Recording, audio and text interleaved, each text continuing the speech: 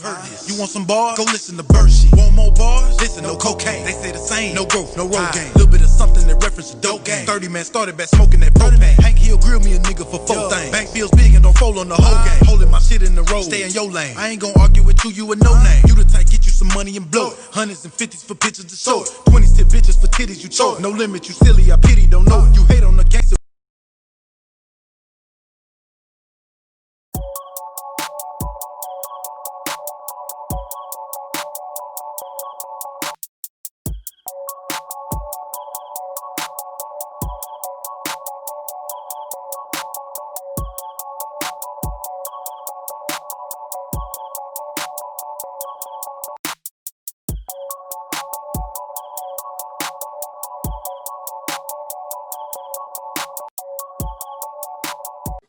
And we're back. Welcome to the Blerd Lines podcast. This episode may be 4 or 5. I'm not sure. It's been a long time. Took a little bit of hiatus, with everything going on in the world. Just didn't want to, want to clear my head a little bit, get my mental health right. A lot of family events, a lot of personal events, other engagements came through. And, just stepped away for a little bit. Wanted to do a little refresher. And, gave you a little taste of what Blerd Lines can give you. Now we're about to start opening up a little bit more. And, of course, coming with me, we got someone new to the podcast, a familiar face that you're going to see. This is a jack of all trades, this man. Does it all: rapping, music video directing, editing, graphic design, set up your TV mount, fix your mailbox, take branches out your yard. Man does it all. Give it up for my homeboy for close to 20 years. Ladies and gentlemen, give it up for Byrd. Yes, sir. What's going on out there? I am Byrd. Pleased to be here. Blerd Lines. Long time coming. Greg, you already know. And man, I'm just ready to talk about some interesting things. Let's do it, man. Let's do it. Yeah, definitely. Let's go ahead and get into it. So of course, there's some big topics we're going to talk about in this podcast, and just let you know how this is going to go. Of course, Blerd Line podcast is going to be what it is. We're going to talk about what's going on. We're going to try some new avenues as well, but that's another video for another time. Instead, let's go ahead and get some topics. First thing is, man, what's been new with you, man? It's been a minute. What's good? Man, really just working, man. Like you said, I kind of put my hand in a lot of pots. I got a whole lot of hats that I put on and take off and put on and take off. I started a business, a couple of businesses actually. I started Loyal Shooter Media, which is my videography, filmography, media, et cetera. I'm still trying to find the niche for it. Right now, it's toss up between music videos for local artists in Columbia, South Carolina period, and just the region. And it's a toss up between that and just kind of something similar to what you're doing with Blerd Lines, just with the commentary on hip hop and current events in the Black community. Stuff like that. So that's called Loyal Shooter Media, and we actually do have a channel on YouTube if anyone wants to go follow Loyal Shooter Media. Everything is spelled the way it's supposed to be spelled. Of course, I still do my rap thing, which is my passion, my true passion. For anyone who doesn't know, I go by Byrd Daddy Cool Breeze rap-wise. I have several projects. My most recent one, 30 Man, just dropped in August, and it really just kind of commemorates my, being 30, turning 30, the type of mindset I am in 30, but also not, wanting to completely depart. And I'll just touch on this for a brief second, man. Like 30, you're 30 plus, and I'm 30 plus. 30 doesn't feel like we imagine 30 to feel. No, it doesn't. Not at all. I still feel and think to my core the way I did when I was in my teens. I make the same decisions, of course, because I have, the ability to think about the, consequences Yeah. But I imagine 30 plus, I was just gonna be a straight and narrow, like everything. A lot of people our age are probably still feeling like you have an Avengers shirt on right now. Yeah. I have a ton of Nerf guns hanging on the back of the wall. I'm saying this is what 30 looks like to our 30. So, and my album does that. And just to kind of breeze, I also started a business, Mount Up TV mounting. I do handyman stuff and just, I'm trying to just figure it out for me and my family, man. You know what I'm saying? Oh no, man! I definitely get that, man. I commend you, man. Every time I go on Facebook, I see Byrd mounting up another TV. I mean, the way you promote yourself, man, on social media is crazy, and you do a lot. One of the things I wanted to ask you was, and we'll go into detail much later in a different video with some of the questions I want to talk with Byrd about. But one of the things I want to ask you was, knowing how the rap industry is, and especially with local rappers, and it's almost like I don't want to say a crab in a bucket mentality. It's not. It's like that way with all local rappers in their city. Mm-hmm. It's great to see someone on, but it would be better if you were on. Right. And with you doing all these different ventures, especially with the whole music video thing, how is that working with other local artists and getting your brand out there? Well, most of the local artists that I work with are artists that already know my music. Yeah. And know of me as a rapper.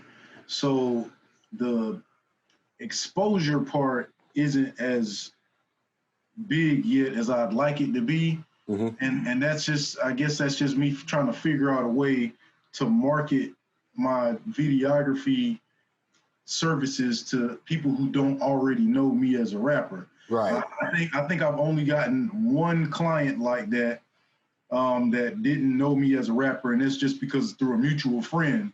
Yeah. And him and his whole entire team became fans of my music through conversation that we had while on set shooting the video. So to your point, the potential is definitely there to use that to kind of jump off both brands, promote myself as an artist, gain fans, and also promote myself as a videographer. But it just, I haven't really had that experience yet. The crab in the bucket mentality also is real, because nobody really wants you to outshine them. Right. They want you to shine, but not brighter than them. And if that's just what it is. Everybody I don't know why it's like that. I can't answer that. I don't know. I think it's like that with any industry, because like I even noticed in the YouTube space that a lot of these people, a lot of these creators will be friends and everything like that, but when that taste of success comes, they're willing to they'll fight and destroy each other in order to be at the top. And that's one of the things I don't want for Blerd Lines. Like, because at the end of the day, yeah, I'm doing this. This is great.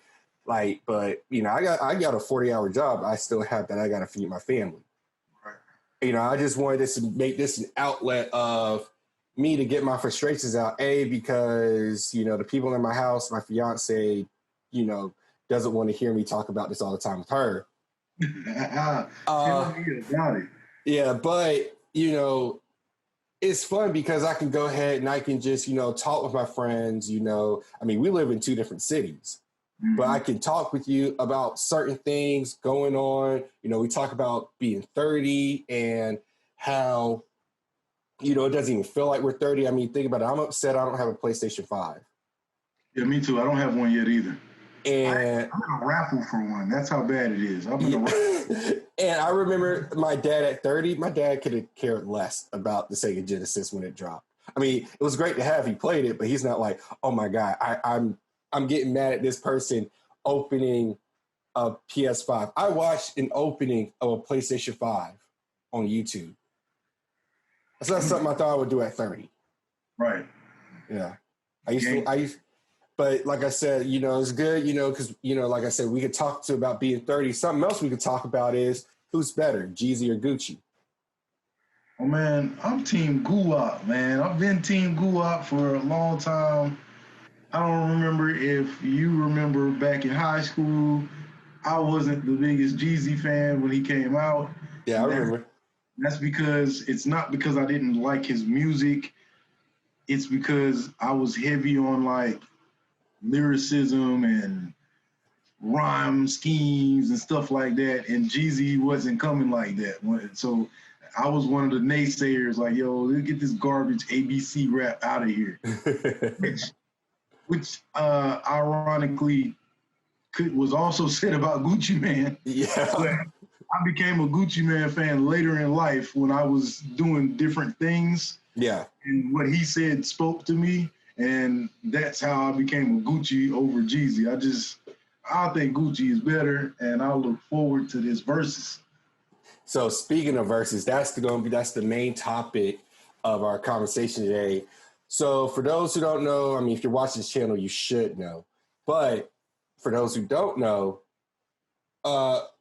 since this quarantine has happened, there's been a lot of ingenuity and innovation in social media coming from what I think is the most unlikely source that anyone could ever think of, hip hop.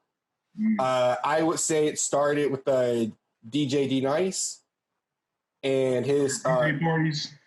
Huh? With his parties, like yes, with his Instagram parties. Which fun side note, the song "My Name Is D Nice," same guy. Didn't realize that. I'm just learning that right now. Yeah, he was down with Boogie Down Productions, KRS-One, and all them. He was like their little protege, and then he dropped that song "My Name Is D Nice." Top 10 most underrated rap song of all time. I'm gonna have to go back and check that back out. That song is so hard, and no one ever talks about it. But like I was saying, I think it started with you could say with this whole quarantine and everything going on, it started with the DJ D Nice, and that's what made everybody go to Instagram. And everybody on Instagram was having these parties. And correct me if I'm wrong, Byrd, but didn't like Swiss Beats and Timberland just kind of did it just out of a whim? Yeah. Yeah. When they did it, it was just them talking. I think they were playing beats, and I think both of them were doing what they normally do, which is play beats, and one of them just commented up under another one's post or something like that. Yeah. And it just developed into that. And it wasn't like, there wasn't a big flyer. It wasn't nowhere near what it is now. Right. But it was such a big thing, and it just continued to develop into, I guess now it's an actual thing. Yeah, it's legit. Like I'm going to watch it on my computer. I mean, not on my computer, on my TV. Like it's like a pay-per-view event. Yeah. Now, do you remember what's your first Verzuz that you watched and was like, oh, this is okay. I didn't think I would watch this, but I'm actually stuck because I bet you yours is before mine. I think the first one I watched was back when it was still Beats, and it was Manny and Scott Storch. That was the first one I watched. Yeah, yeah. I think that might have been the second one or the third. Yeah, I think that was my first one too. Now that I'm thinking about it, but I don't think that's what got me like, oh, I got to watch this every week, because I remember I was mad because I didn't think that was a fair matchup.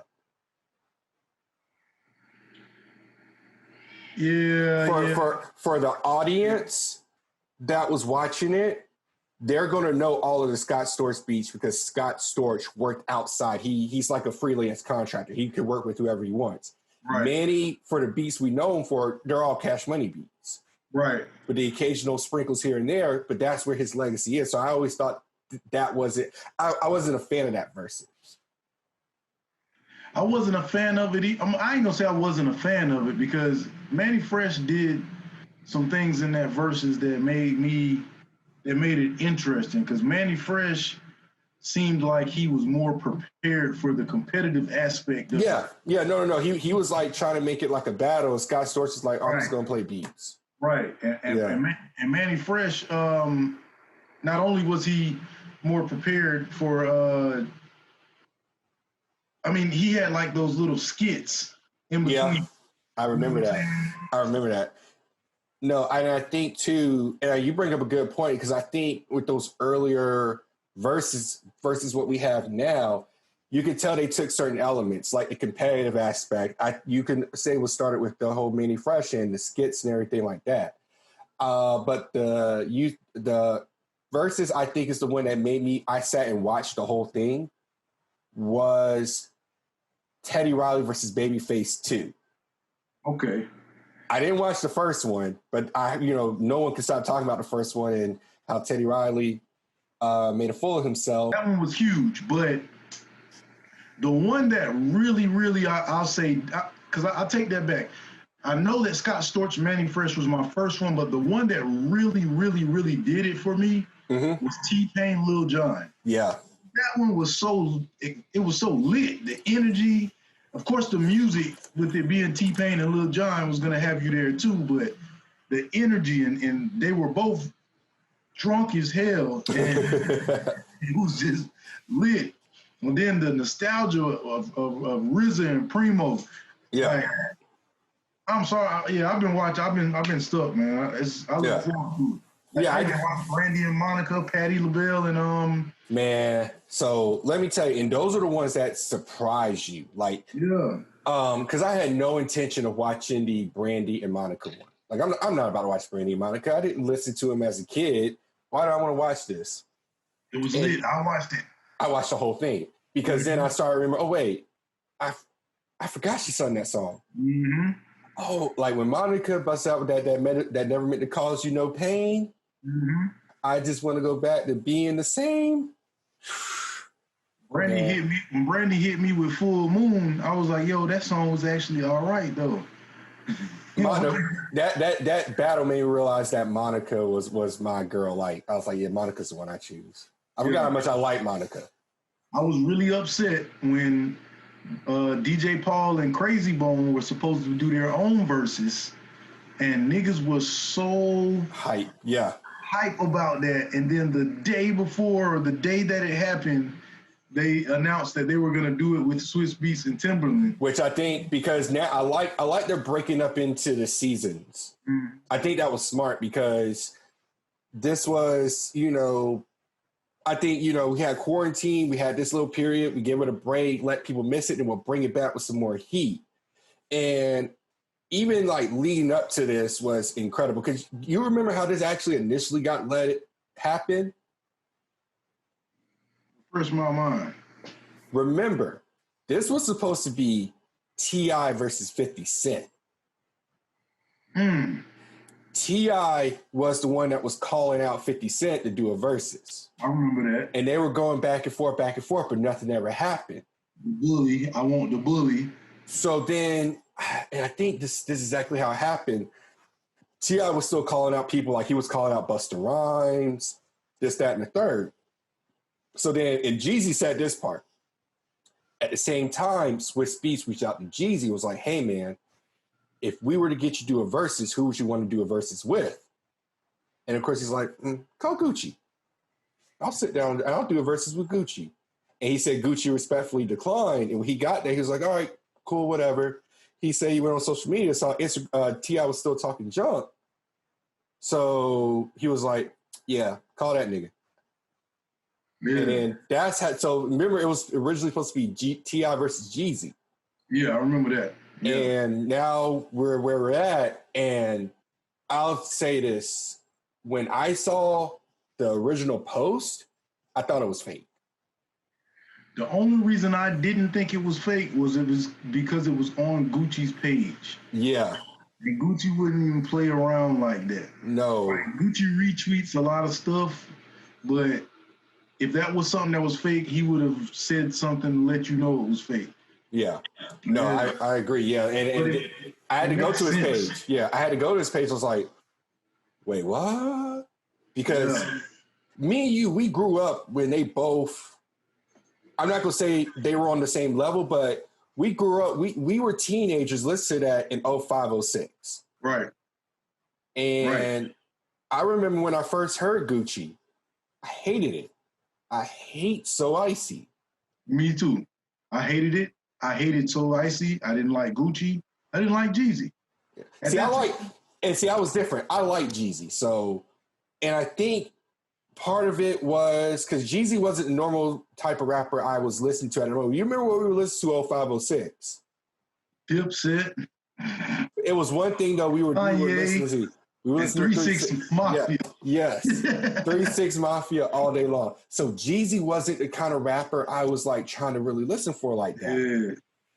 But Jeezy had that, I don't know what it was, but like that summer of 05, it felt like everyone in their car either had Trap or Die, or Boys in the Hood album, or Thug Motivation 101. Right. And I was just telling my lady that, like, Yeah, because she's a little bit younger, yeah, so she wasn't avid hip hop fan when these two artists really started their run. And really, to be honest, Jeezy's run was before Gucci's, like his street developing run. yeah. So she definitely wasn't a fan at that point. So I had to, and she was surprised at how many people were actually siding with Jeezy. Because to her, Jeezy's just an older rapper who she knows like put on and go crazy, and you know what I'm saying? And I had to tell her, like, we go to a football game, the club, the mall, the movies, anybody at our high school with a car, like all you heard is Young Jizzle from the bottom of the map. Yes. 50 round clip, or catch me bouncing around the club with my black flag, or last time I checked, I was the man in these streets. You know, that's all you heard in everybody's car. Like, his impact was so huge that it was undeniable, and I hated it. Well, see, I'm different. I loved it. Like, I got so deep. You know, you had to get the Trap or Die mixtape, the Gangsta Grill. You had to get the album.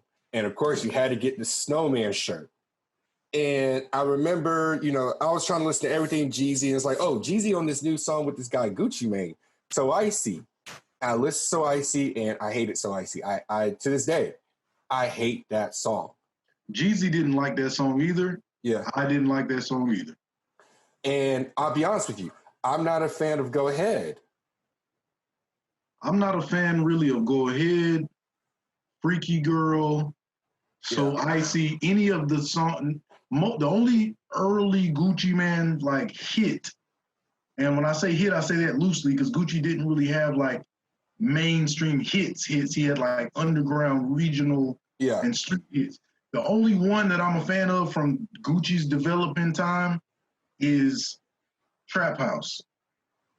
Trap House and Black Tea Remix, or Black Tea and Black Tea Remix for me. It was long. I was already a Gucci fan before I even knew that was him on that song. Oh, for real? It might have been he might have been 2 albums and 20 mixtapes in, and that was somebody reminded me that was him. I was like, what? Oh shit! I just realized something. You know, everybody sits there and talks about So Icy as the Gucci and Jeezy collaboration. Fuck that! It's Black Tea Remix.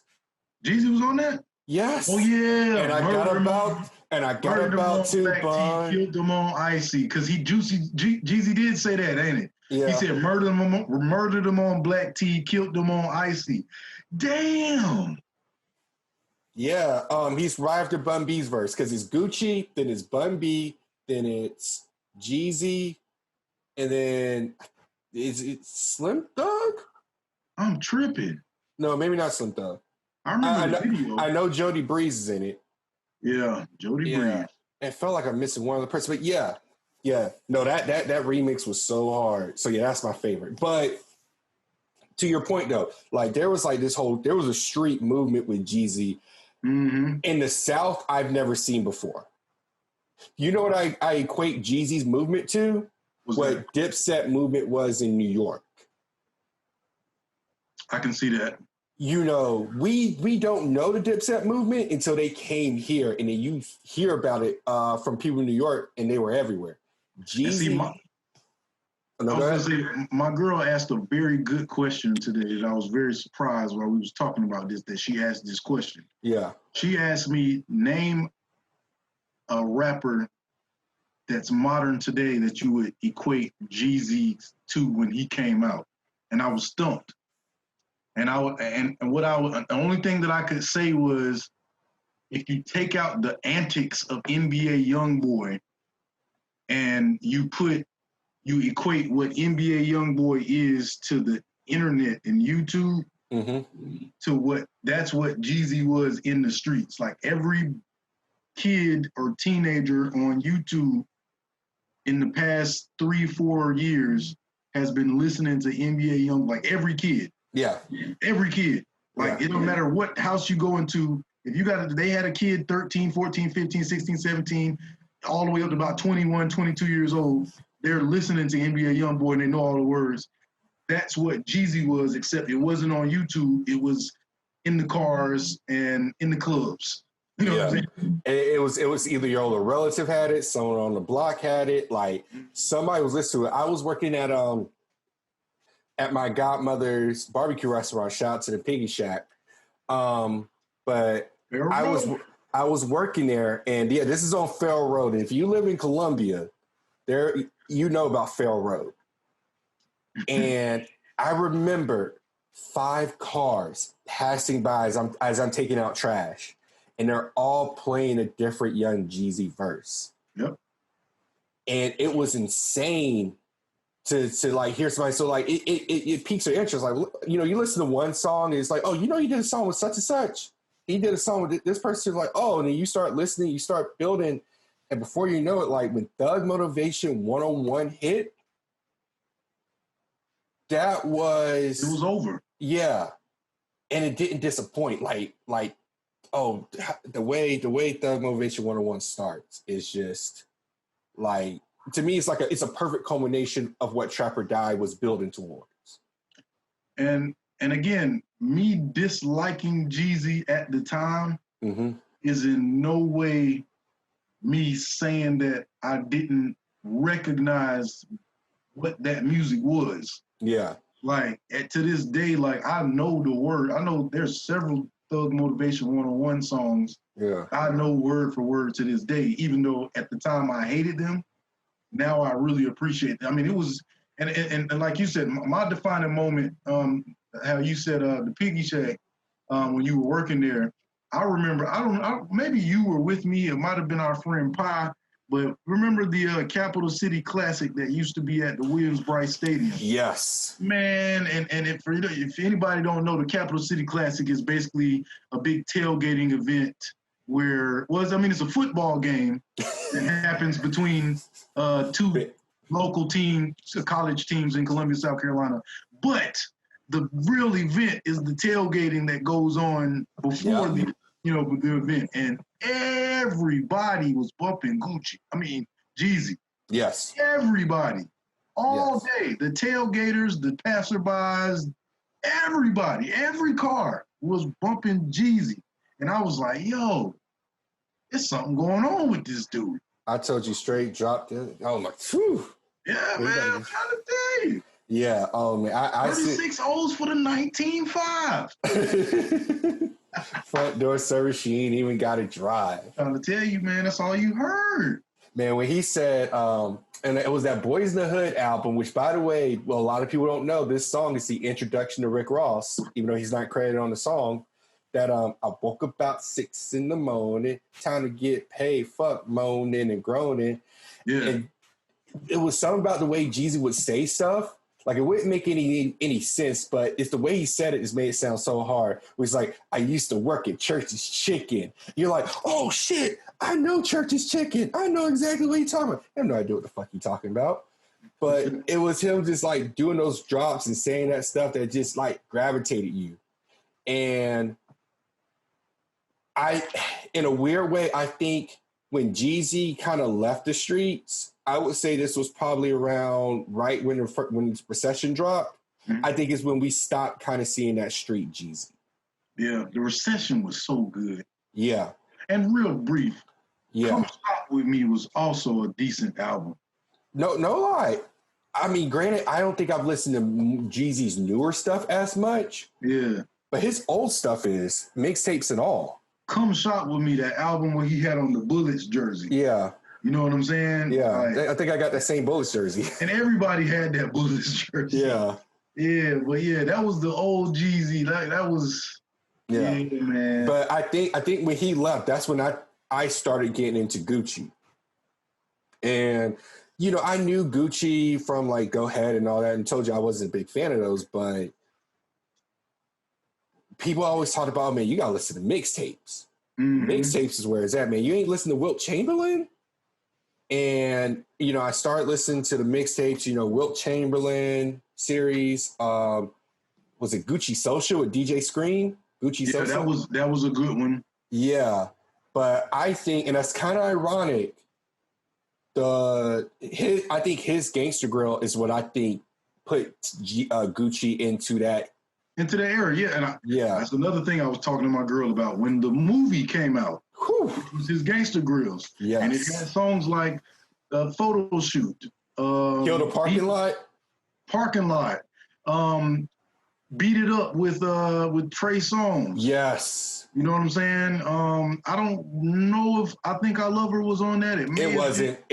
I Think I Love Her was later, but that did have my favorite song, Feeling Myself.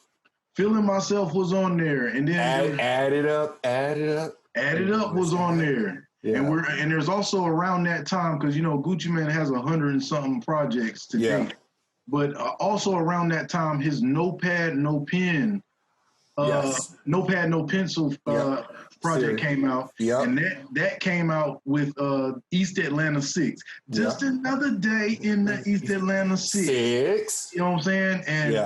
And I'm going to tell you what really got me a fan of Gucci. It really wasn't the song, because mind you, Gucci and Jeezy, when they were coming out at the same time and people were splitting, I really didn't like either one of them, because I was on some lyrical stuff. I really didn't even like T.I. like that, except for the I'm Serious album, because it took me a while to get on to trap music, because I was on some up north lyrical Eminem.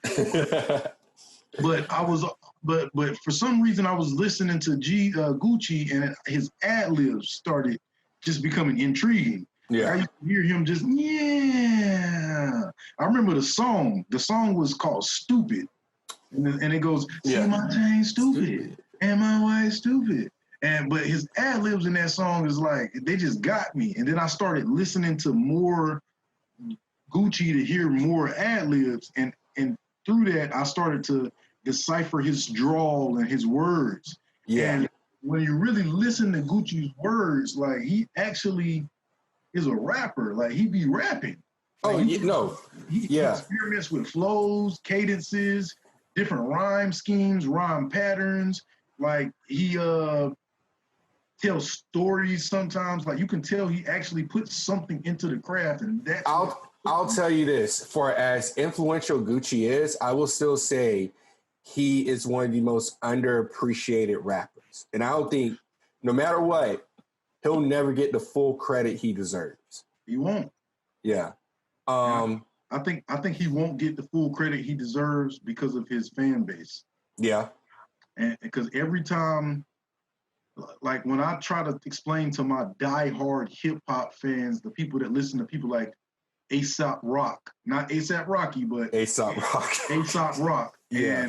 And, you know, people who only listen to that type of hip hop, it's like, I can tell that they're so, they look at the fan base and they look at them as not people who can appreciate hip hop. Right. So they don't even giving Gucci Mane a chance. No, I definitely know what you're saying. Yeah. And I think with his fan base too, and it's not shitting on his fan base, because when I was in college, there was this big burly country white boy in his pickup truck that would drive on the campus every day playing Coca-Cola by Gucci. Mm-hmm. So his fan base is varied. Like, it's almost everyone. But I think what may turn people off is people don't like to equate the South with intelligence. That's fucked up. But you know it's true. Yeah, like, true. They think we're dumb. They think we're stupid because of how we talk, how we sound. And we be the most educated motherfuckers in the damn room. Right.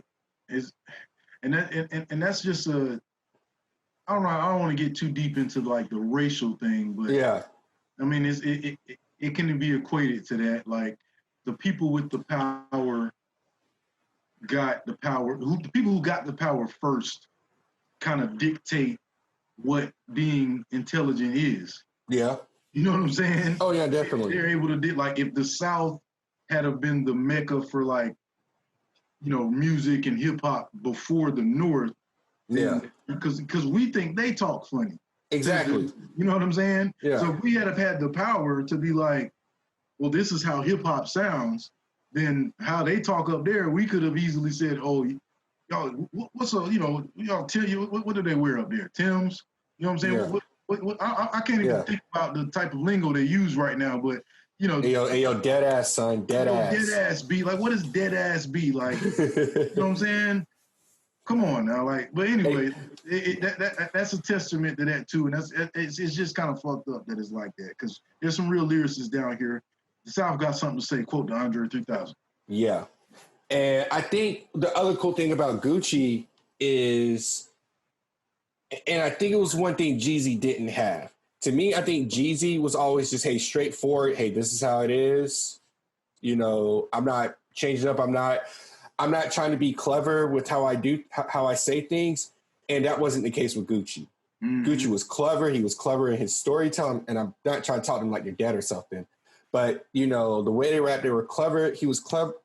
He was clever in his way he told stories, his flow. You know, and it always felt like he could do any song. Like he could do R&B song. He could do, you know, he fits everywhere.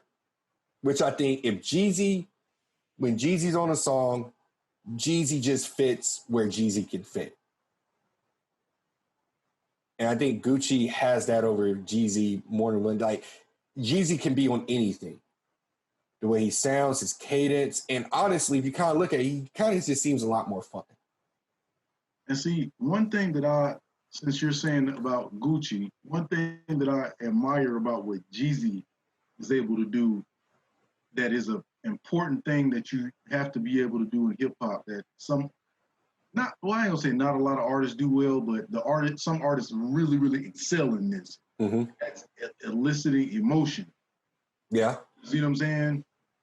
Like Jeezy is able to elicit like a real inspirational, motivational, like, yo, I can do this. Right. Type of, like, yo, I can do this type of mentality with his music. And that dates all the way back to, you know, his first, to the Trap or Die mixtape. Yeah.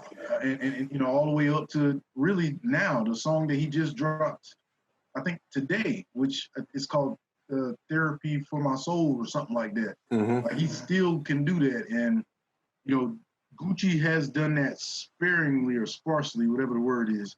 But Jeezy somehow manages to do that on every dang on song. His presence on the song is just real big and boisterous and uplifting. And you know, Jeezy is on a song because Jeezy will let you know it's on a song. You can feel it, like, Jeezy fits on it. And I'll say this with Jeezy: I've never heard him on a song where I'm like, okay, he doesn't fit. Mm-hmm. I think the other thing though, when Gucci hits his highs, you know, they're good highs. When Jeezy hits his highs, yeah, they're up there. They're hits. And it's interesting in the verses, because I think the verse is going to come down to who's the chat and what the chat is saying, because the chat does influence, does persuade influence. Mm-hmm. But then look how one's feeling the other. Because I've noticed, if you notice in the verses, if somebody's feeling somebody's shit and feeling it hard, it's like, oh man, this nigga got something. Look at how the 2 Chainz and Rick Ross battle was. Mm. That was boring. That battle, they said that was boring. They said that was a boring one. Yeah, it kind of was, because you kind of realize halfway through, and I love 2 Chainz, but 2 Chainz hasn't been doing this as long, at least as a solo artist. As a mainstream solo artist, 2 Chainz has not been doing this as long as Rick Ross. And he also didn't have the caliber of music. Yeah, he doesn't have the catalog to go up against Rick Ross. He didn't. And Rick Ross could be in this battle that's happening with Jeezy and Gucci. what could have saved that Verzuz is if they weren't both acting too cool for school. Yeah. Both of them were just trying to just sit back and be bosses, and Right. of course had somebody massaging them. And yeah, I mean, it was kind of cool, but you talk about energy because you got what I think is my favorite battle so far, DMX versus Snoop Dogg. I was getting ready to go there too. Because I mean, yeah, DMX at first is trying to be cool, but then it's funny. You would think because you forget that Snoop is like an inspiration to DMX.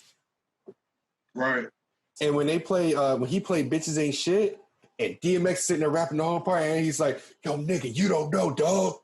We used to sing that shit all the motherfucking time." Yeah, he rapped the whole dang on song almost. Yes. Like word for word. And I think that's gonna fuck niggas up tomorrow when they see one of them vibe, because you know they listen to each other's shit. Yeah. Like, so let's go ahead and clear the room right there. Let's clear this out right now. So the reason why this verse is such a big deal, Jeezy versus Gucci, is because of the beef. Mm-hmm. I won't go into too much detail because again, none of this is what you would consider fact. It's just hearsay. Hey, this is what happened. This is what happened. The only thing that is fact is the fact that Gucci Mane did shoot and kill an assailant who was trying to, well, I can't even say on that really. But he did shoot and kill this guy named Pookie Loc. Yeah, and it's known that Pookie Loc was connected to Young Jeezy. Yeah, and of course, the main thing was, and correct me if I'm wrong here, Byrd, but one of the issues was it so icy? Jeezy was supposed to get like some sort of pay cut, and he got kind of fucked over from it. Well, from what I've gathered from the various things that I've researched, and again, I'm basing this purely off of information that I've seen come out of the mouths of people who were around at the time. Yeah. You know what I'm saying? Gucci Mane, Jeezy really wasn't feeling the song as much and didn't expect it to blow up. Mm-hmm. It blew up. Jeezy being a solo artist, the more popping of the artists at the time, wanted the song. And Jeezy and Gucci and Zaytoven weren't relinquishing the rights because it was Gucci's song. It was Gucci and Zaytoven's song. Yeah. And that sparked Jeezy to be upset about not being paid for the feature. When because at first I think it was just something that he was just doing, just as he was doing it. But once he wanted the song and couldn't get it, then he wanted to be paid for it. And then that started the bad blood, and words were exchanged and songs were said. Now that's not, neither one of them have confirmed that at all. Right. Neither one of them. And when Jeezy was asked directly by DJ Vlad about whether or not it was over him wanting the song and not being able to get it, DJ Vlad can be quoted as saying that Jeezy denied that. Yeah. But other people around, Zaytoven and just other people that have been around at the time say that it really was about Jeezy wanting the song after it blew up and Gucci and Zaytoven not really letting him get the song. And then him wanting to be paid for the song and them not paying him for the verse. Yeah. So, yeah, man. But you're right. That's really why this is such a big deal, because we have not seen these two artists together in 15 years. We have not seen them stand side by side interacting with each other in 15 years, but they exist in the same space musically, regionally, all the way down to being from the same city and doing the same type of music at the same time, still both putting out music, yet we haven't seen them side by side You know what I'm saying? So this is like, that's why this is huge. Just the interaction between the two is what's going to be what I'm exactly. I think people are more worried about the actual interaction when they're both in the room together versus what songs are going to be played. I'm getting my rocks off on the music now. I've been doing that since this was announced. You know what I'm saying? Fuck the music. Interact. So here's what I want to do, because I want to compare both, and then we could come up with our predictions on what's going to happen in this Verzuz. But who do you think? So I think you can't say who's been more successful, because success is such a weird thing to measure. And even how they got there. Like, granted, yes, I know with Jeezy, even though it did feel like a grassroots movement, once Def Jam got their hands on him, they shot it like straight up to the moon. Mm-hmm. And I think with Gucci, his felt like more genuine. Yeah, he came out the mud. Yeah, and when he really got on, when he dropped the the autobiography of Radric Davis, or the State vs. Radric Davis, that's what it was. Mm-hmm. It felt like when he dropped that was like, oh shit, yeah, I was there since all the mixtapes. Mm-hmm. Hard to Kill album. I was there for all of it. And so I guess what I want to say is, like, who do you think is the top rapper right now out of the two? Gucci. Then Gucci's the top rapper?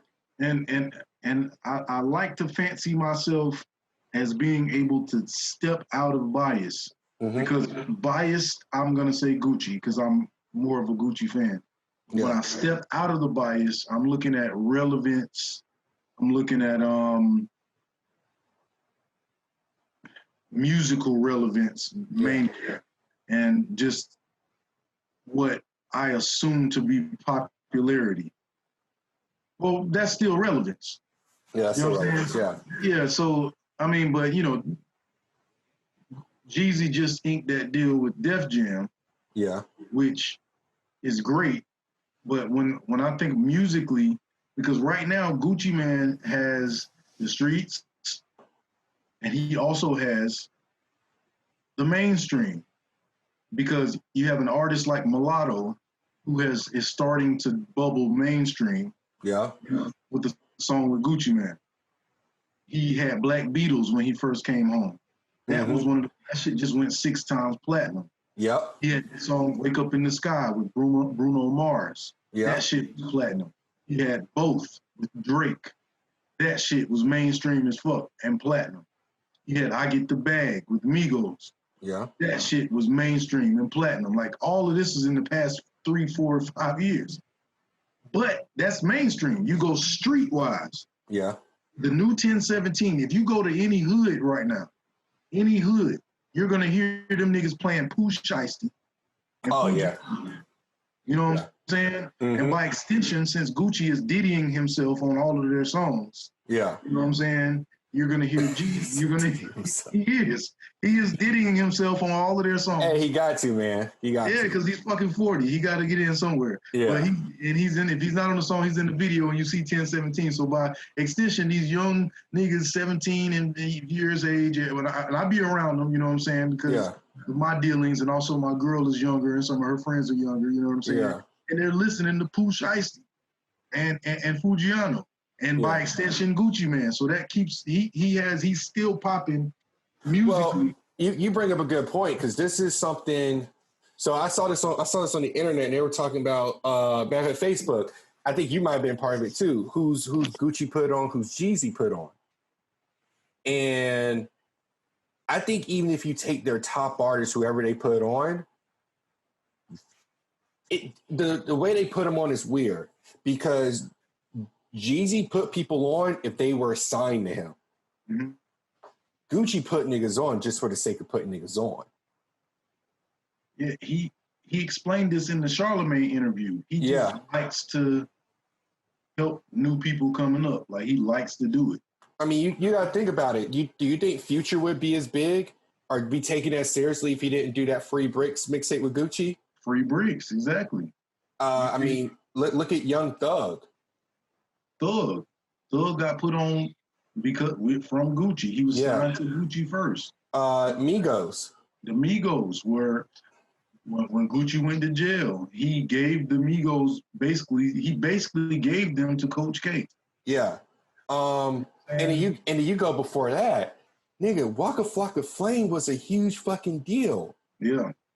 And now, that was because of Gucci. I'll say this now because it was because of Gucci, but I think Waka did take a step on his own. No, he did because he stepped up when Gucci was gone. Yeah, he did do that. And when Gucci came home, he put all energy behind him. Yeah, like Waka was getting money that he was getting the push that OJ was getting. Yep. All of that energy came off of OJ and Frenchie and Wu and went into Waka. Yeah.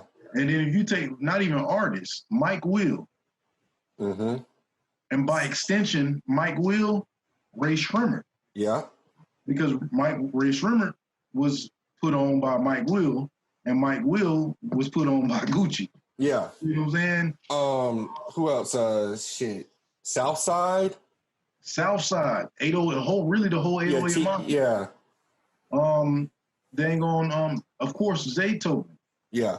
Zaytoven developed his whole sound, which was copied and duplicated for at least 8 years. He developed that sound around Gucci Mane. Yeah. No, I think Gucci, like, that's what I say, he'll never get that credit he deserves. Right. But then we get into this weird realm because, and I said it earlier, when you look at the hits, I think there's two problems with Gucci. Gucci's greatest song will never be bigger than Jeezy's. That's a fact. Never. No matter what he does, I don't think Gucci will ever release anything. Like, I will give you Gucci's top 5 songs and Jeezy's top 5 songs, and 4 times out of 5, Jeezy's list will win. Like, I'm sure I can think of 2 Jeezy songs right now that I know Gucci doesn't have a song for. What songs? And like, because I know my songs. What I would say, just off GP, My President. Oh yeah. And that's just because I remember that song meant a lot to that song. That song was an anthem.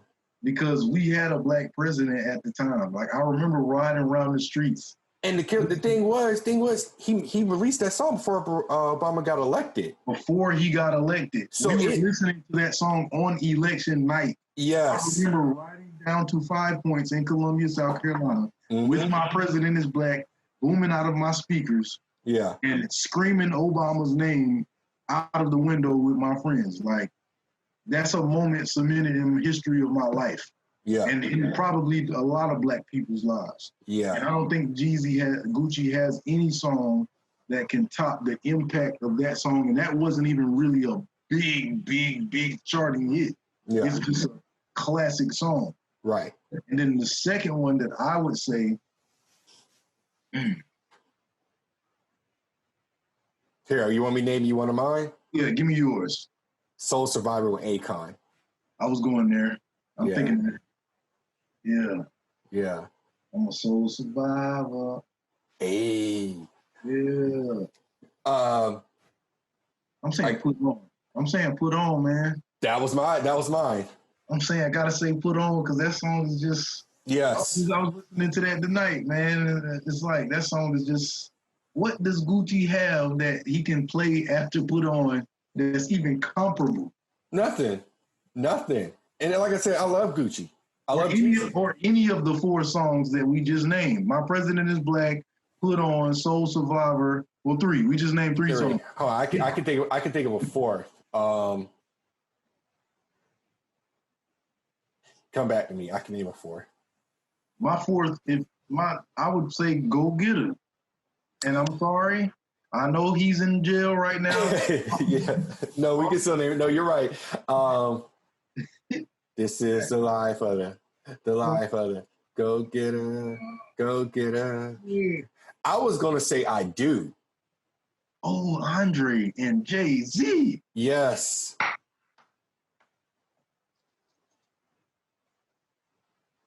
Look at he do. Yeah.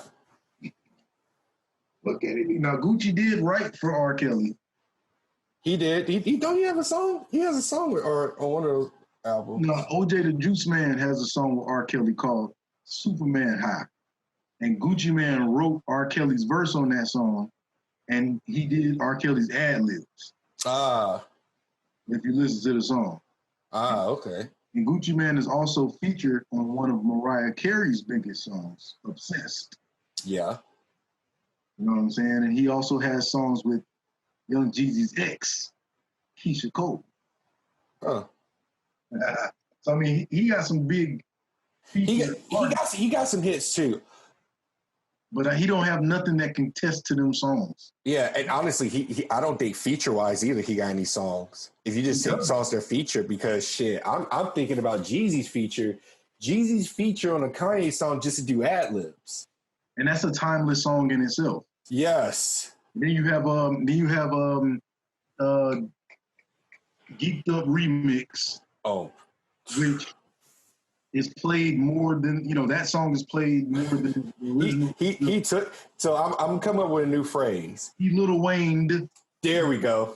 You knew exactly what I was thinking. Yeah, he Lil Wayne. He did the same thing that Lil Wayne did to Mike Jones, except at least Jeezy was on the song with Fabo instead of Lil Wayne just completely taking Mike Jones' supposedly first single off his upcoming album and making it his own.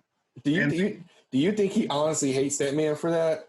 If I was Mike Jones, I would hate Lil Wayne. Yeah. Lil Wayne took that was and the thing about it, that single was bubbling. It wasn't like a wax. I remember it. That Mr. Jones, ha ha. You can run, but you can't. Yeah, and right when it was starting to really reach, here come Wayne. You know I'm a rap, I'm a you know the number. You know what I'm saying? And nowadays nobody really even remembers Mr. Jones except for like you and me. Yeah, we're the only ones like, oh man, poor Mr. Jones. And if you look on YouTube, you can see Mike Jones doing local lawyer proposals for Houston, Texas. Hey man, at least that man working. I can't fault that. Lord have mercy. So we talked about some of the G's. What do you think is Gucci's 3 top hits? And see, that's the caveat to Gucci's. Like, that's what makes him such an anomaly. Yeah. Because after talking about Jeezy's hits, I can't even really think of a song to even call his top hits because I'm still thinking about what I just named for Gucci. I mean, for Jeezy. My problem is, it's hard for me to narrow it down to 3 because how I view it may be different than how someone else is going to view it. Like how I view it is, if the song's like it's huge, everyone knows about it, to me that's huge. So like I'll say something like Lemonade. I say Get the Bag. That's the newer one. Yeah. And then I would say, and God, I hate that I'm going to say this because I hate this song, but it's probably My Kitchen. I'm not saying so icy, no. My Kitchen. So My Kitchen would be along the lines of the criteria that I'm using. Yeah. Because I'm talking pure feeling. I'm talking pure, like, classic. Like, you play this anywhere with someone who knows rap music. Yeah. You know this song. Yeah. And what I'm going to say is First Day Out. Number one. Okay. Yeah. First Day Out. Yeah. You know what I'm saying? Hell, you wouldn't even have other rappers do First Day Outs if it wasn't for Gucci. He pioneered First Day Out as a concept. Yeah. I don't know any other artist who did that before him. And I started out my day with a blunt of perp. You know what I'm saying? He pioneered that. Yeah. And that's just one, that's him and Zaytoven, one verse, and that's it. So when that song comes on, that's that. And I can't think of anything else that has that type of. I would say My Kitchen because like probably My Kitchen, yeah. I think My Kitchen is like this. If you want to introduce anyone to Gucci Mane from like 2005 to 2010, you played them that My Kitchen video with him just in the kitchen. Yep. And you're like, wow, he is really feeling himself in this song. And hell, you know how many videos I've seen that almost mimic that, what he's doing in that video? Yeah. And here's the bad. This is truth, bro. Yeah. Truth. That song has such the impact. Like, it's one of the hardest diss songs ever. Yeah. And that's why I hope they don't play it, but it's just one of his big songs. So I don't think you're gonna get that. I don't think you're gonna get My Chain. My chain. Don't you see My Chain, man? I don't think you're gonna get Stay Strapped. I hope they play them. And the reason why is because those are the songs that the fans are thinking about when they think about Gucci and Jeezy. Yeah, but Timberland and Swiss ain't about to let these two niggas fuck that shit up. So here's the thing. This is what I think, bro. This is what I think. I agree that they probably have talked before this happened. They definitely will have talked. This is not going to be the first time they're in the same room together after 15 years of them talking. Oh, no, they've already been in a room together. But I think if these songs were off the table, I don't even think Gucci would have reposted that shit that he posted the other day about that line, go dig your partner up, nigga, bet he can't say shit. Because Gucci reposted a meme. I saw it. Yeah, you saw it. I saw it. I don't think he would have even reposted that if it was off the table. And it's like, why deny the fans that? Why? Why deny the fans? Like, if you guys, after 15 years, are grown enough to sit in the same room after Gucci Mane told Charlemagne the God, I'm never going to call him a legend. He just sent somebody to kill me. Fuck him. He ain't no legend to me. I'm a legend. After Jeezy said, this dude is loony. I don't have no intention of talking to him. Ever. Like, I don't got no words for him. If you guys can come over all of that, why can't you play the songs that, why can't you just play the songs? You got to give that to the fans. Like, what are you doing this for? That's what they know. Everybody talks about Truth. How come no one ever talks about Headshots with him and Rick Ross, where they were dissing Jeezy? And Rick Ross comes in with one of the greatest lines. Maybach music, do. Your son call you a deadbeat.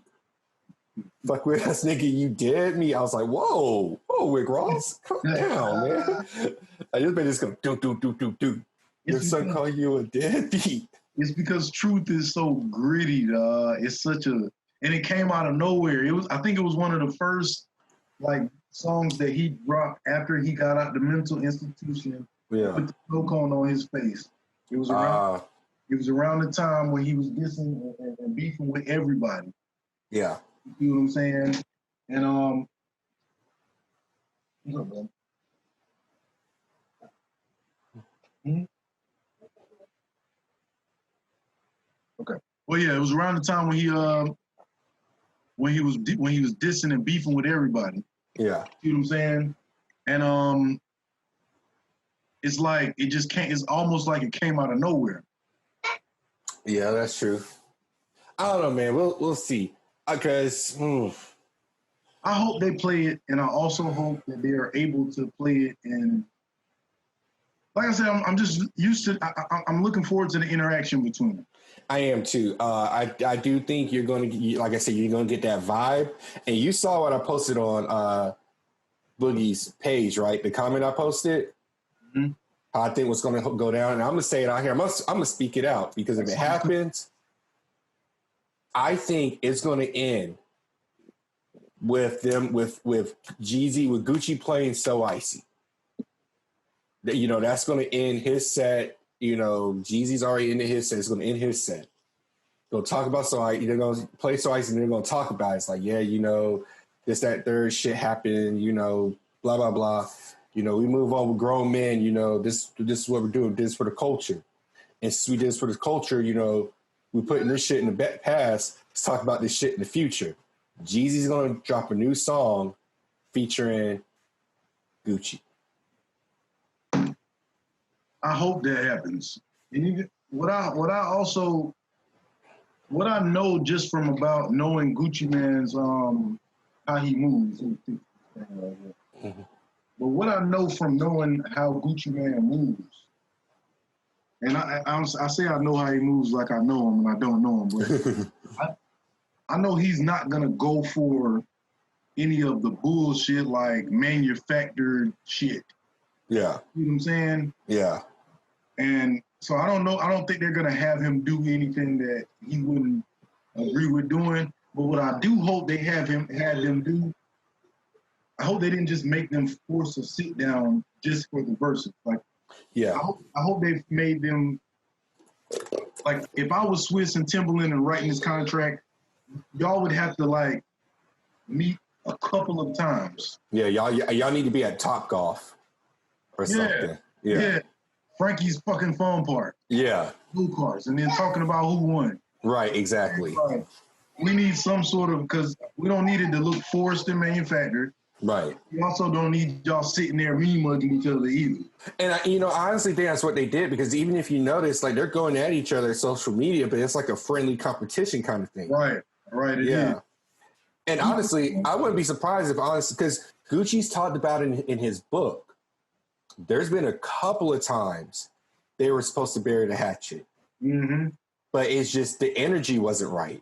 And it got to the point, he even said himself, it got to the point, I just said, fuck it. Like, I'm not, if I see him, I'm not going to push anything. You know, we shake hands. But, you know, I'm not going to sit here and try to make up with this guy. What happened. It's in the past. Something I got to live with, something he got to live with. Did you read it? So you read his first book? Yeah. See, I was just telling, I keep talking about my girl because this is the only person I have to talk to about this stuff. But I didn't read his first book or his second book. You know, his second book that came out now. Yeah, the first book's really good. Like he talks about that whole situation. He talks about what he can talk about with the shooting. So he doesn't go into too much detail, but you get the real gist of it or whatever. He talks about like his whole thinking and feeling and everything like that. And it's weird because I think about them sitting down, and you think about all the rappers who had beef with each other, that this is never going to happen for the artists who we put as rivals. Yeah. Like, we're never going to have a Michael Jackson versus Prince. Right. We're never going to have a Mariah Carey versus Whitney Houston. And hear at least both parties' side of the story. We're never going to have a Tupac versus Biggie. We never got to see Easy-E and Ice Cube in the same room together chilling. Yeah, even though they said, you know, hey, we did bury the hatchet, you know, we never got to see it. And this is something that in hip hop, that's why this is so monumental, because this is something we've never seen before. You know, and it's kind of funny too when you think about it, like, because before we even started recording, I had just watched the Fresh Prince of Bel-Air reunion.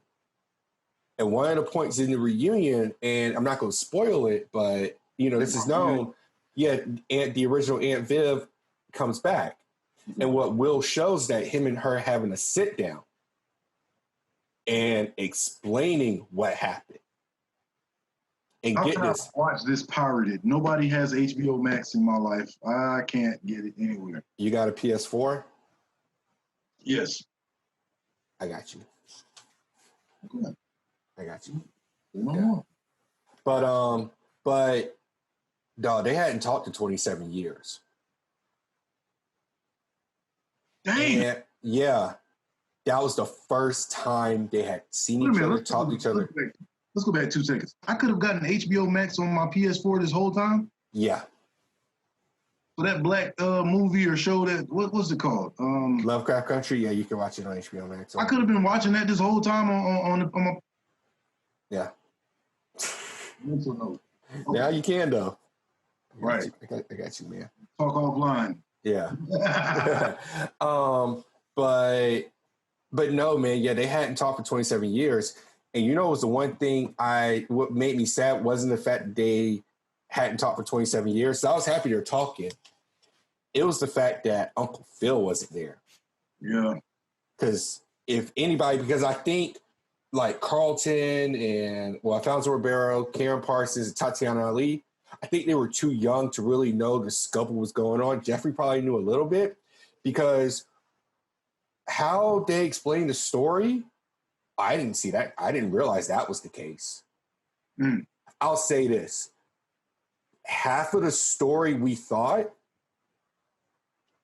is not true at all. So did they? This is what I'll ask because I'm gonna watch it. I'm sure it's gonna be on demand or whatever they call it nowadays. No. That's the thing. If you on HBO Max, you can watch it anytime. Right.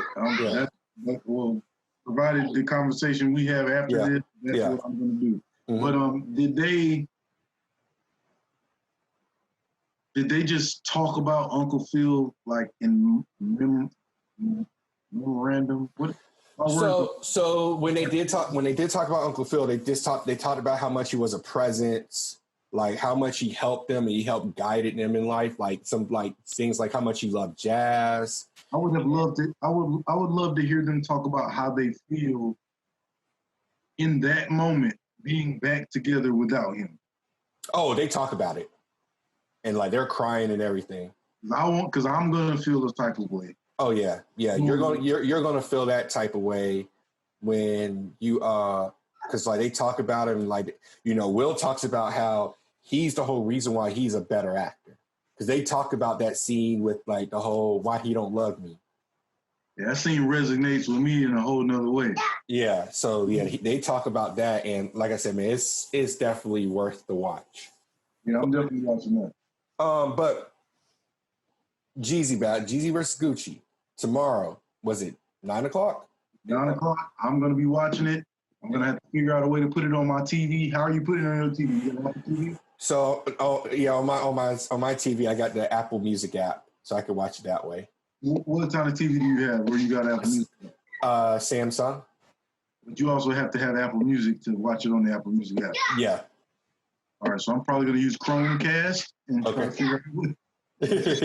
Dude, I'm not gonna lie, it actually helps out a lot. But I like Chromecast. Chromecast is cool, but nah, man, it's definitely worth it. Before we go, I just want to talk about some more music stuff for you, man. What you listening to right now? Well, for the past couple of weeks, this past week I was listening to Pluto and Baby Pluto. What you think of that? I think it's dope, man, but there's already a deluxe out and it's just too quick. I haven't even gotten to even really delve into the original yet. Dude, I can go on a rant about this because I can't remember which artist just put out a deluxe for their album, but whichever artist it was, Gunna has done it.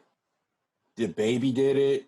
Yeah, I'm saying, but one artist did it, and they put out their original like months and months ago.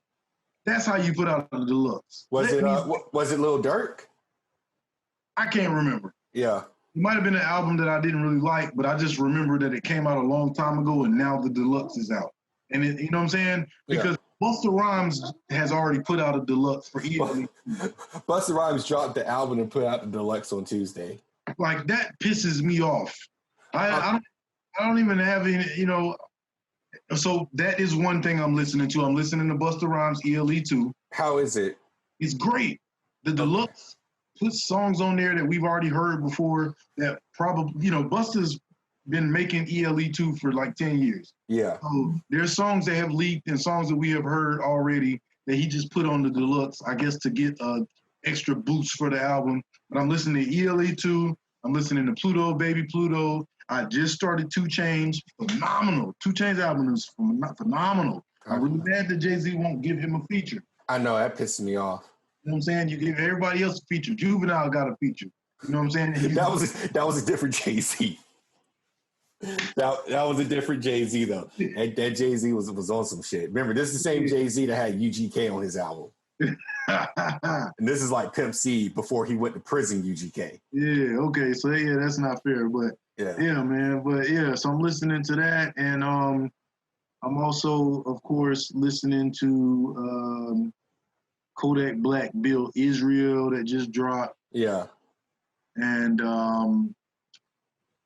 I haven't gone back to my old music in the past couple of months, but when I do, I can imagine I'm probably going to go on my rock shit and listen to System of a Down, who just released 2 songs. Uh-oh. System of a Down. I thought they were done. They just released 2 songs in the past week and a half. I still haven't listened to them because I want to be in the right frame of mind. Yeah. Before I listen to them. But they, after 15 years of going on hiatus, they never broke up. Remember, if you go back to when they dropped Hypnotized, Mesmerized, Yeah. it was a double album, but it was released like 6-7 months apart. They said they were going on hiatus. They weren't breaking up. And then Serge went and did his own thing. Darren did his own thing, whatever. They have dropped 2 songs together like a week and a half ago. And once I get into my right mind and get all of this rap shit out of my mental and get this verses out of the way, I'm going to listen to those 2 damn songs and probably go on a rock, like old rock, like circa 2000, 2005. You know, that's what I'm going to listen to. Okay. Yeah, no, I'm going to start with my old. And so, like, old stuff, I was on a huge Michael Jackson kick. Like, huge. Like, to the point, I don't even listen to the Michael Jackson anymore. I like listening to the instrumentals of the songs. Like, I've gotten to that point now, and just like how so different, like, to what I like to call like his trilogy, even the quadrilogy, if you count Dangerous, but like Off the Wall, Thriller, and Bad. They exist in a league of their own. They exist in a league of their own, and none of the songs sound the same. You're gonna send me on that rant now. Yeah. Yeah. None of them songs sound the same, and you can tell when someone is a perfectionist. Like, if I'm giving people my best work, I'm making sure it's the best. Like, I don't hear a flaw in any of the music. It's got to the point I'm mad because the song was so perfect that they changed it and they ruined it for me. What song? Bad. Oh, so Lord. If you listen to Bad, you know, the song sounds normal to you. If you watch the video, however, you know, the Martin Scorsese directed video, at the end of the second verse and the third verse, when he's doing like, we could change the world tomorrow, it could be a better place. Right after that part, there's a horn that goes like, doo, doo, doo. And it's so beautiful. It's perfect right where it's at. But if you buy the album now, that horn is not there. And it pisses me off. Why do they think that the music fan is not going to notice this type of thing? But if you watch the video, it's still there. One more thing that I've been listening to over the past month. Yeah. At least every 2 or 3 days. Sonic the Hedgehog 2 stage music. Man, don't even get me started on stage music because I got one to beat yours. Streets of Rage 2. The entire game is on Apple Music. I got the new Streets of Rage 4 that came out for PlayStation. Yeah. And you know, you can play Streets of Rage 2 on that game. Oh, and that's the one that I was listening to. You know, that music is amazing. Dude, I got it on my phone. Like, sometimes I listen to it before I go to sleep. Like, and I mean, it's like that. Yeah. Chemical Plant Zone, which is the second stage on Sonic 2. Yeah. You know that, and then the Dr. Robotnik theme music. Yo. Well, you know who they said did the third the music for the third game, right? The third, what you saying? You know who did the music for the third game, allegedly? Danny Elfman? No. I don't know then. Michael Jackson. Oh, shit. For Sonic 3? Yep. Didn't know that. Michael Jackson during that time was doing a lot of stuff, but he would always like use a fake pseudonym. Yeah. Or, you know, just go uncredited. Same thing with that Simpsons episode where like, it's your birthday, Lisa. Happy birthday, Lisa. Yeah. So Michael Jackson. It was Michael Jackson. Yeah, but he's not credited. Yeah.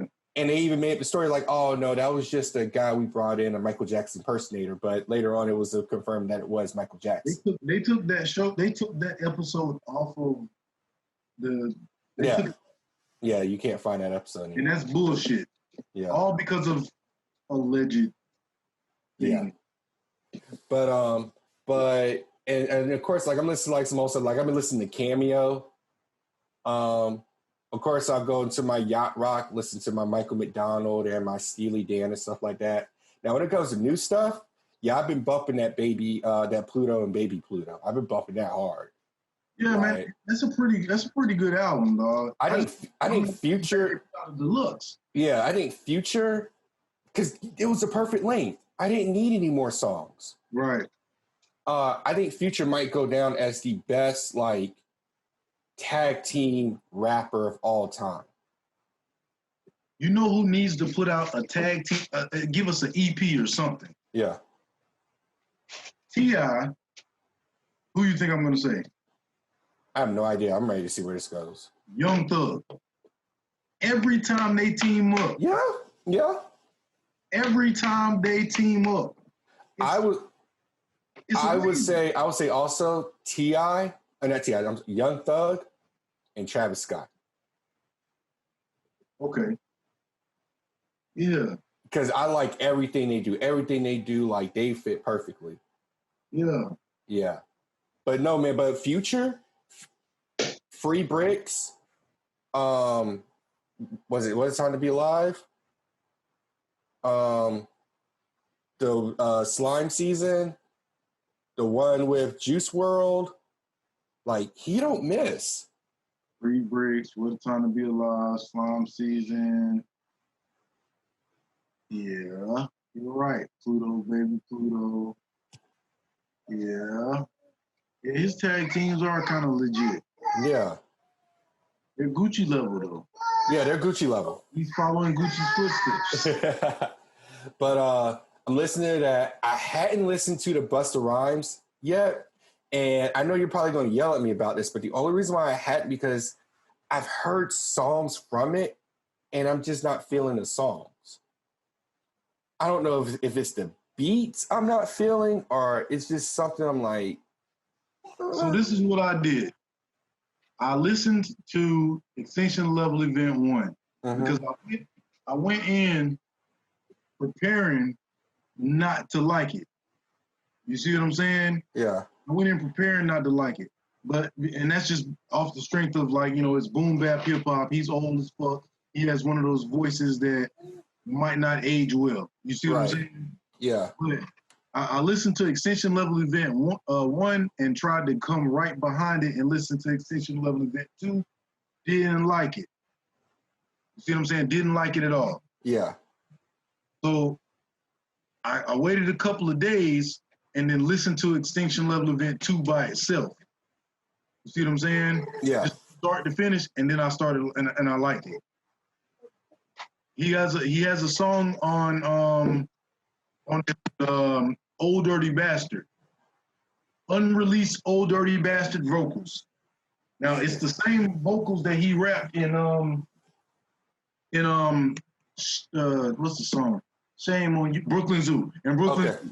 Yeah. But it's just outtakes that they didn't put in Brooklyn Zoo. Ah, okay. You know what I'm saying? And he used those vocals for the song. So it's still unheard ODB. Right. He has a song with Kendrick. He has a song Anderson. And that was the song I didn't like, was the one with Kendrick. I'm like, is this supposed to sound like this? Like, it just doesn't sound, I don't know, it kind of sounded dated when I was listening to it. Yeah, a lot of them songs are dated because he's been making Extinction Level Event 2 for 10 years. But he got the song with Anderson .Paak. He got that song with what's the nigga name from Midnight Marauders? Q-Tip. He got the song with Q-Tip. Yeah. So, I mean, the album is Busta Rhymes. It's Busta Rhymes, and it is what it is. Yeah. I'm gonna give it a shot. It's just like what I've heard so far. I hadn't just been feeling, but I was like, okay, maybe the whole album isn't like this. But the other reason is And I hate I got on his music late because I'm loving everything I'm hearing. But a RIP to King Von. Yeah, bro. Like, I wasn't on his music late, but I wasn't on it heavy. Yeah. But I was on it enough to know that he was a great storyteller. Dude, them stories be so detailed. I'm like, and it almost seemed like he's not putting any effort in it with telling these stories, which kind of made me worry. It makes it sound like he's telling a real story. Yeah. You know what I'm saying? Like a story of some shit that actually happened, and that's what I fuck with. Yeah. That's what I feel about it. Start with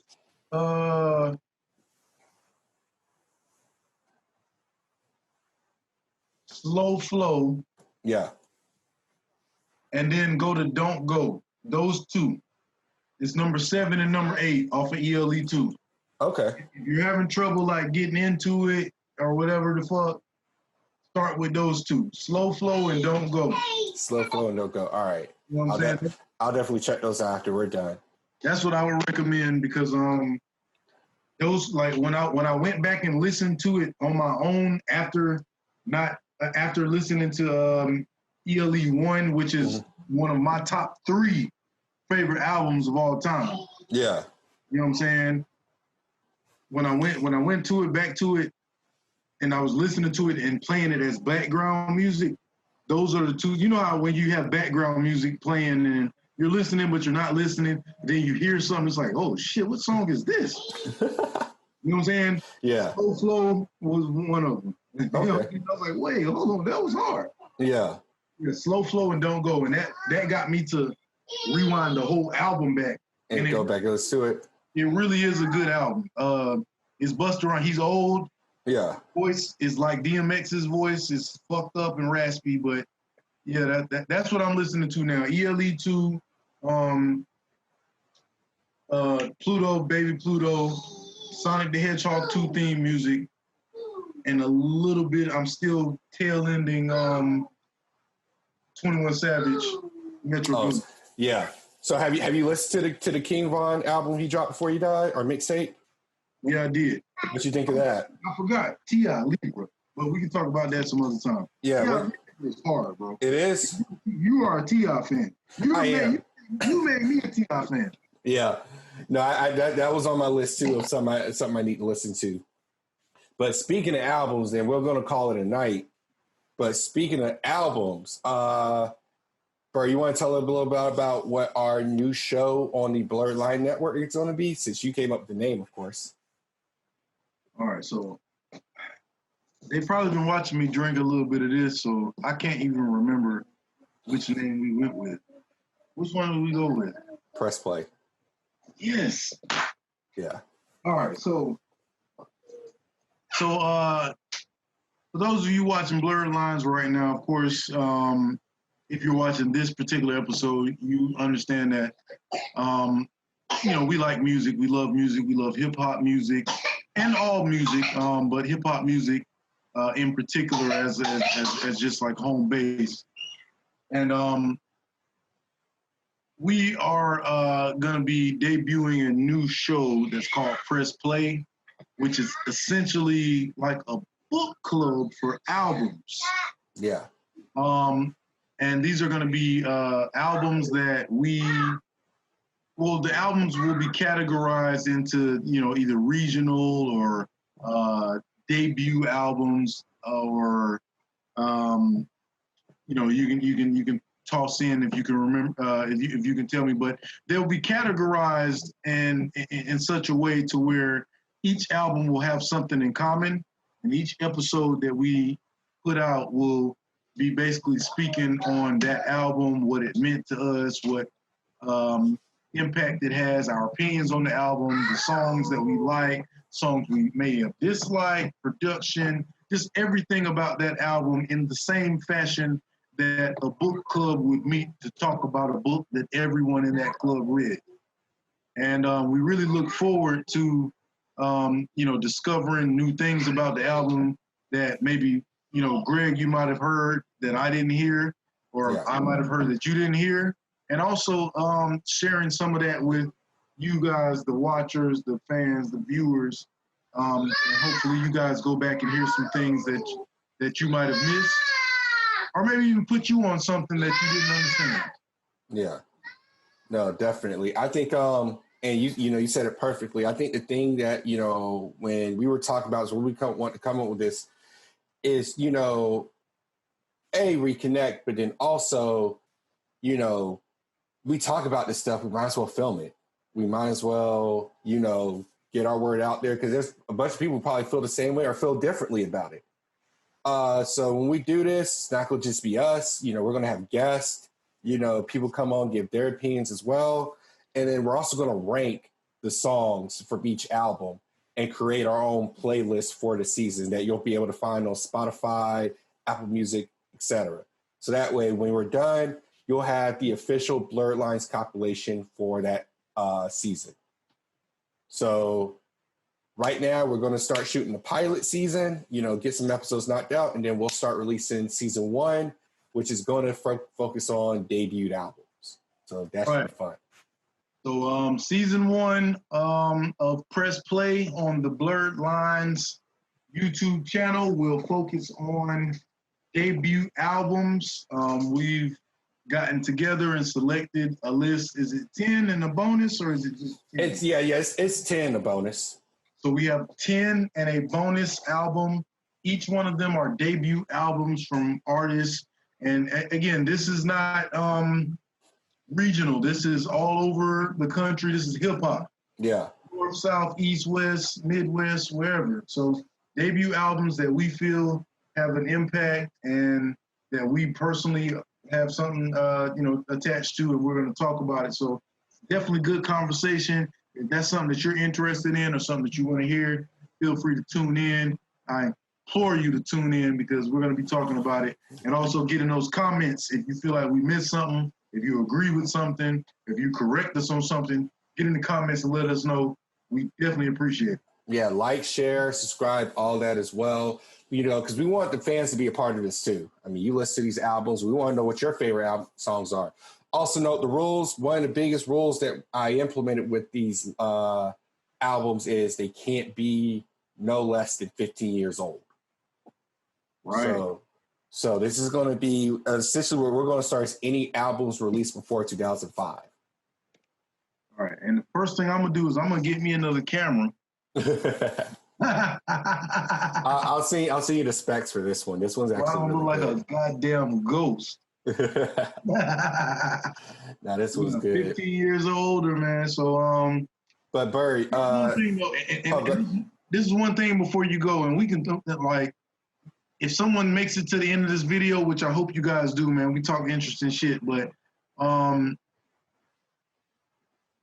we be previewing what the next one is, so that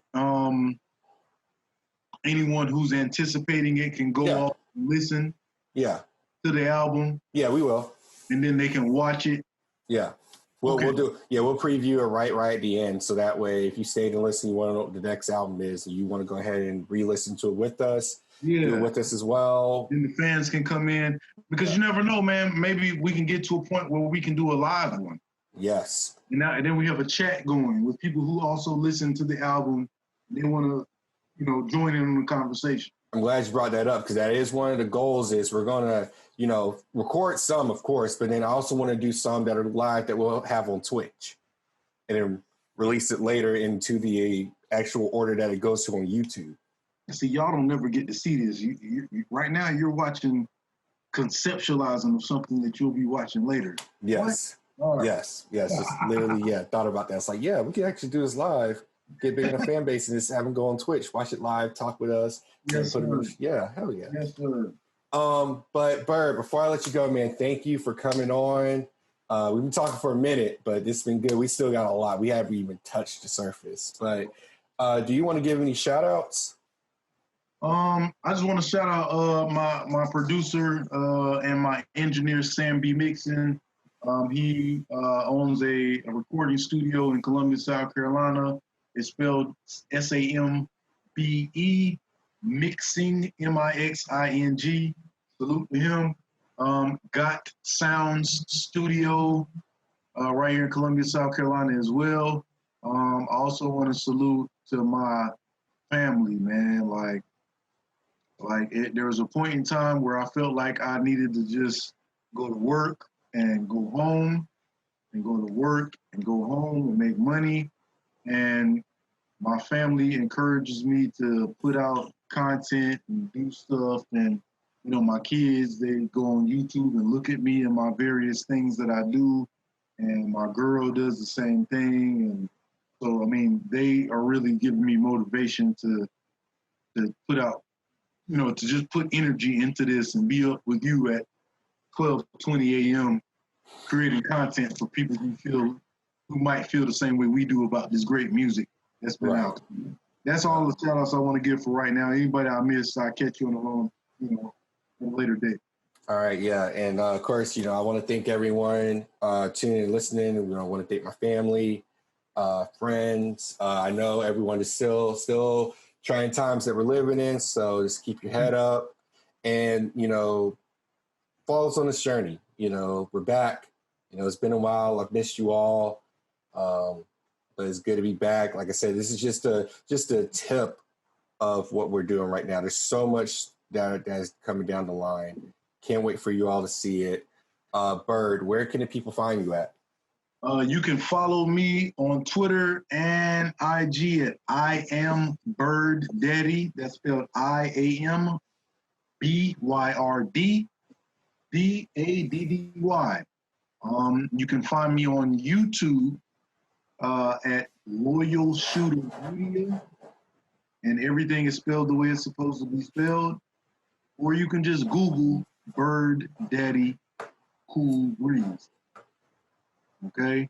You can Google that, look me up. I'm always posting content in some way, shape, or form. If I'm not posting content, I'm posting something that may be entertaining and also advertising the various businesses that I indulge in. So, yeah, I am Byrd Daddy, Twitter and Instagram, and YouTube, Loyal Shooter.